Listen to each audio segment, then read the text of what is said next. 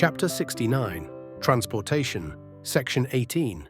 Governor Arthur held the reins of authority while considerable changes transpired in the elder colony. Sir Thomas Brisbane, who succeeded Macquarie, had chiefly attempted to diminish the expenditure, and in the management of convicts had sought in the results of their labour, rather than its detail, the success of transportation. Formed into gangs, they were employed in clearing farms under the inspection of government superintendents, for which the settlers paid a moderate price.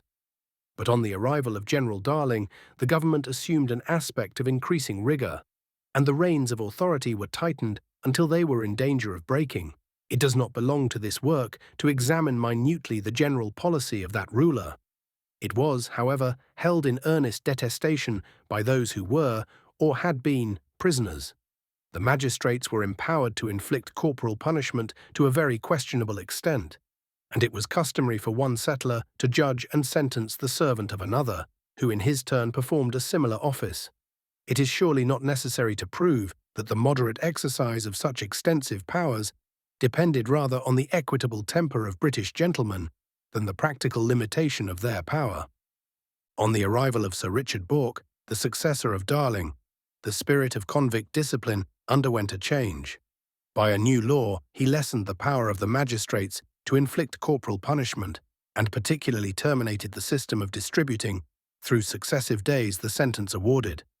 The magistrates complained that the convict servants treated the penalties to which they were liable with derision, and petitions from various districts of the colony claimed the restoration of the abolished laws.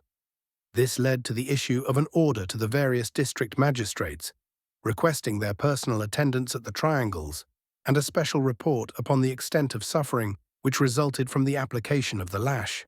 Superintendent Ernest Augustus Slade, son of General Slade, prepared a scourge, which was called the regulation cat. Every flagellator through the colony was supplied with this instrument, and the effects it produced are described with scientific minuteness.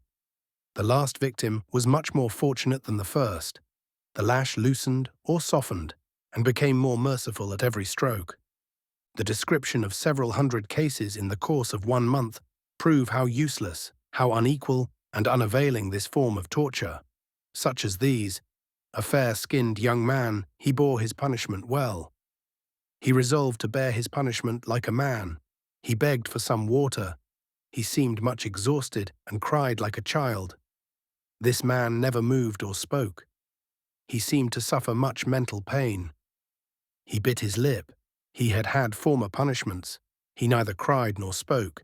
He cried out domino. Of 50, 1/2 had never been flogged before. Then there follows in each case a description of the writhings of the sufferers, the discoloration of the skin, the time at which the blood appeared, and whatever might illustrate the power of the lash to degrade and torture. These returns were obtained to vindicate Governor Bourke from the charge of unseasonable lenity, and to prove that no just discontent was authorized by the mitigations he had enforced. A great portion of these punishments were inflicted by the order of Mr. Slade. Dismissed for immoralities, he was authorized to avenge. He excused them by alleging his youth. Though capricious, he was not cruel, but it is due to mankind to protest against depositing power in the hands of young persons, who have to cover their own passions by the plea of juvenility, and who, in every part of the penal colonies, have exhibited an example of those habits which lead to crime and too often administered public vengeance in the spirit of tyranny. Corporal punishment, long tenaciously vindicated by those who ruled masses of men, was held indispensable, and no severe reproach can be due to the government which authorized, or the magistrates who ordered, its infliction. It seems, indeed, to be essential to every social system that denies the ordinary rewards of labor. The rebel slave, to deprive his master, will dare any suffering which suspends or terminates his service. But beside those who employed the lash from conviction, there were others of a different stamp. It is quietly observed by Messrs. Backhouse and Walker that they found its greatest advocates among persons given to profane swearing.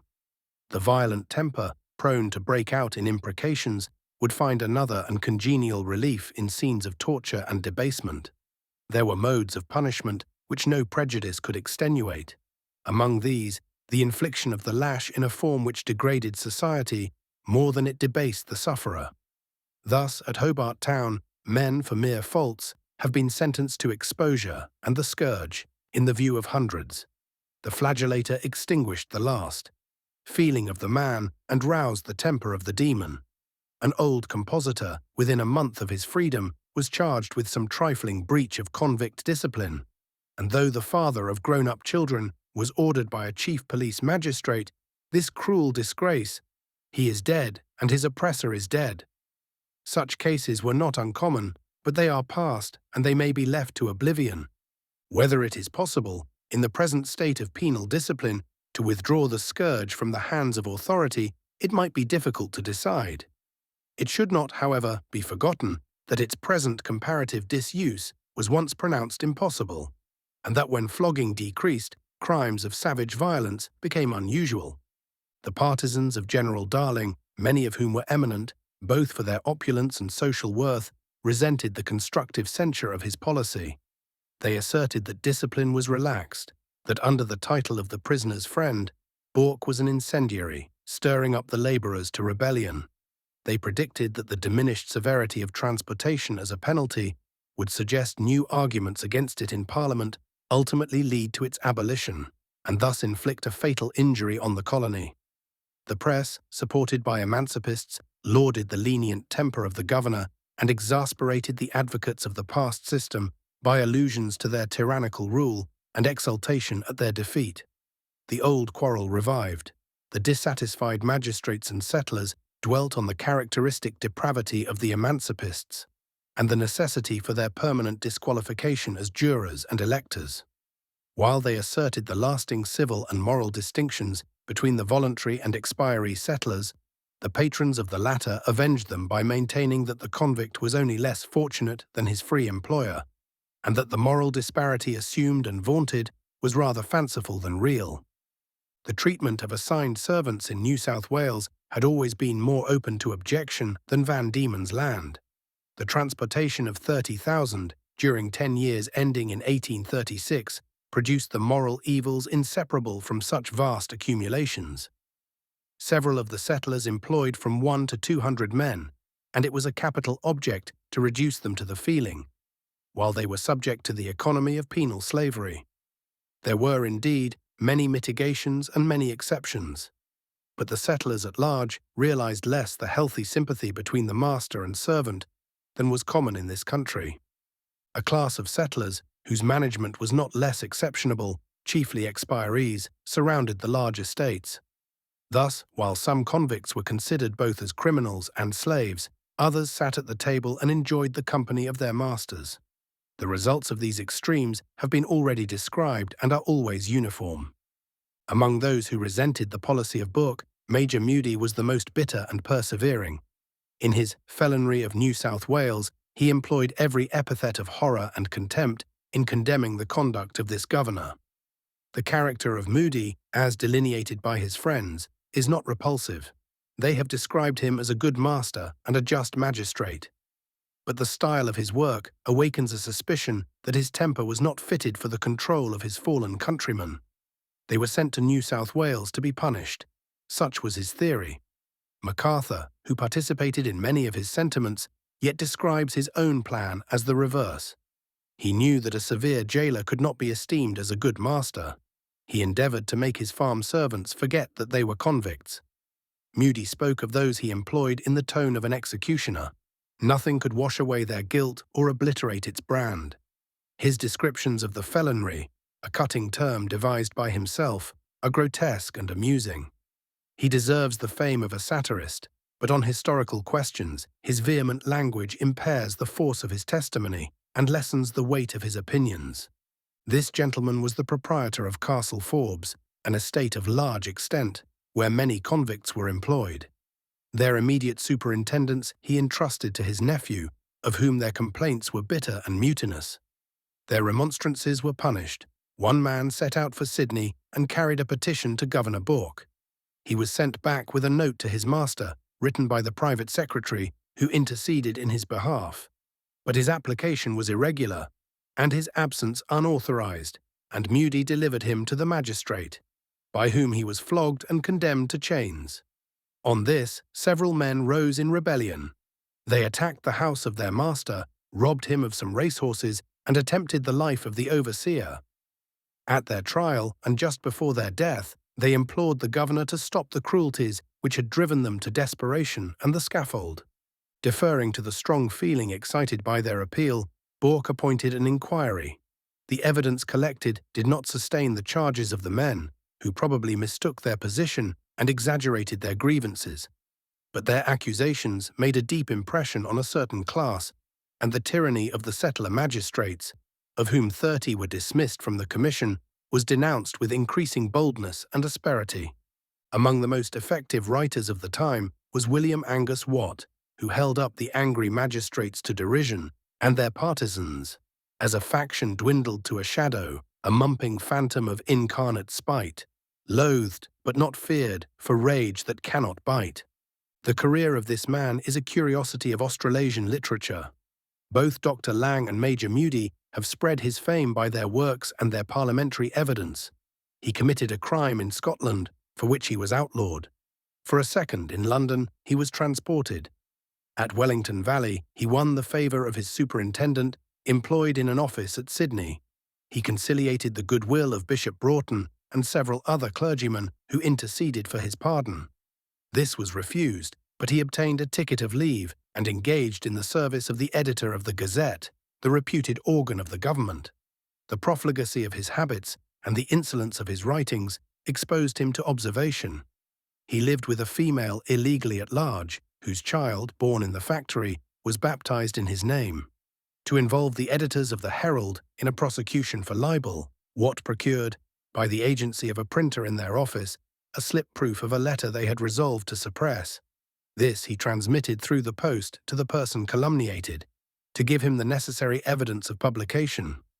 For his share in this scandalous trick, he was tried, but the paper stolen was of so little value that he was acquitted. In addressing the jury, he pointed out Major Mudie as his unrelenting persecutor and as an oppressor of unfortunate prisoners. Mudie, to punish the alleged insolence of his defence, accused him of immorality and habitual lying, and demanded the revocation of his ticket of leave. The investigation lasted several weeks and ended in the dismissal of the charge, which was not unfairly attributed to the animosities kindled by newspaper warfare, in which Mudie was more than a spectator. Judge Burton represented that the residence of Watt in Sydney was pernicious, and Governor Bourke ordered him to the district of Port Macquarie, whither he was followed by the proprietress of the Gazette, with whom he married, by the governor's permission. There he was again concerned in an official dispute. His ticket was withdrawn, he absconded, was retaken and flogged, and thus dropped down to the degraded condition which his enemies desired, and which was certainly not undeserved. The attempt to identify Bourke with this man was an artifice of faction. The license he received was not unusual, and his previous character had been free from colonial offence. His influence resulted from his ability. His principles were the current notions of the emancipists, nor is it easy to discern how talents, such as he was supposed to possess, could be prevented from finding their level. About this time, Dr. Lang established the Observer. Its object was to write down the emancipist partisans and the journals subject to their power. The good service performed by this earnest censor was not without alloy, and in his attacks on their moral reputation, he seemed sometimes to write what they themselves might have written. The emancipists were drawn together by common sympathies. They charged the free settlers with attempting to exact from the sufferings and failings of their brethren a consideration in the colony to which they were entitled neither by their rank nor their reputation. Nor was this reflection always without reason.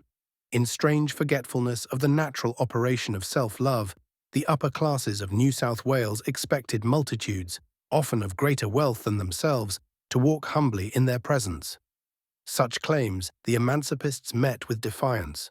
The false morality of their journals will be largely ascribed by a calm inquirer to retaliation and hatred, rather than to a judgment corrupted in reference to the real nature of crime. Nothing so powerfully contributed to rouse the attention of the Empire as the charge of Judge Burton, delivered to the petty jurors at the close of the Criminal Court, 1835. Perhaps a more awful picture was never drawn, or a more serious impeachment pronounced against a people. This celebrated speech furnished the text of examination, when Parliament once more inquired on the subject. Judge Burton asserted that the whole community seemed engaged in the commission or the punishment of crimes, including 442 capital convictions in 3 years. Crimes of violence, murders, manslaughters in drunken revels, deliberate perjuries from motives of revenge or reward were brought to light. He complained of the deficiency of religious principle, of the neglect and profanation of the Sabbath, on which day the worst actions were planned and perpetrated. The convict stations he compared to beehives, diligently pouring in and out, but with this difference: the one worked by day, the other by night. The one goes forth to industry, the other to plunder. These evils he traced to squatting, the congregation of prisoner servants in Sydney, the license of improper persons to public houses, and more than all, the total neglect of superintendents by employers of convicts, who, armed for marauding expeditions, sometimes left their masters' premises by night and even by day. He closed by declaring his love to free institutions, the pride indeed and boast of England, but which, if conferred on such a populace, he believed would end in the corruption of all. That this address gave a true description of a part of the population cannot be doubted, but inferences were liable to error, even on the spot, much more when drawn at a distance. A mass of thieves under any system, if in contact with property, must produce a mass of crime. Yet even in the worst days of transportation, the relapses were proportionately less than under any other system of prison discipline. In England, 30,000 such persons at large would yield annually at least an equal number of felonies. The abuses which were brought to light were certainly flagrant.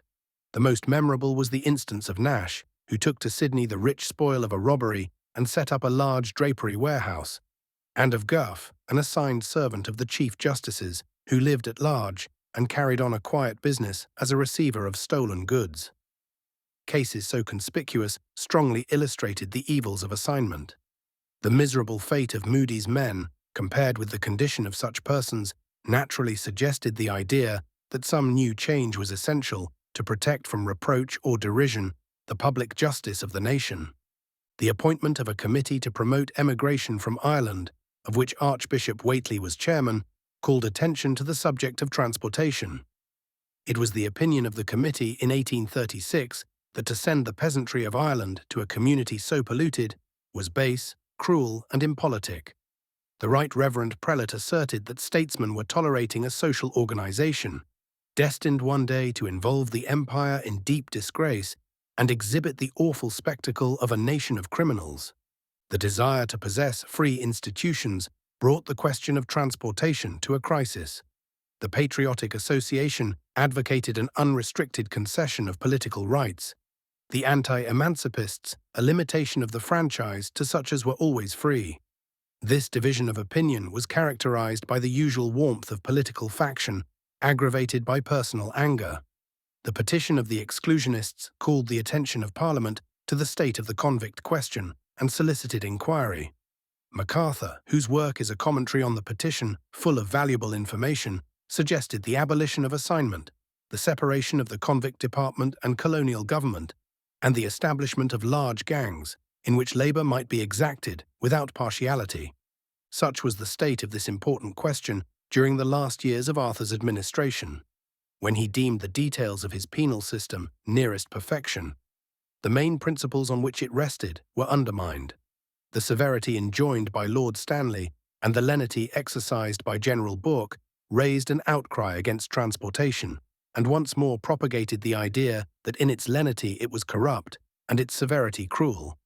A running fire was kept up by the press, which returned to the question of secondary punishments with new vigor, and repeated all the problems on this perplexing subject perhaps, destined to confound the wise and furnish a theme for dogmatism through all time. In 1837, the House of Commons appointed the committee, of which Sir William Molesworth was chairman. Footnotes: I thought them a villainous shabby set compared with convicts in Van Diemen's Land. There appeared a great deal of flogging. My men did twice as much work. I told my brother if he used his men as we did, he would get more work. He said it would be ill received through the country. They had very inferior clothing and got very little meat. These remarks were applicable to the estates in general. Mr. P. Murdoch's evidence.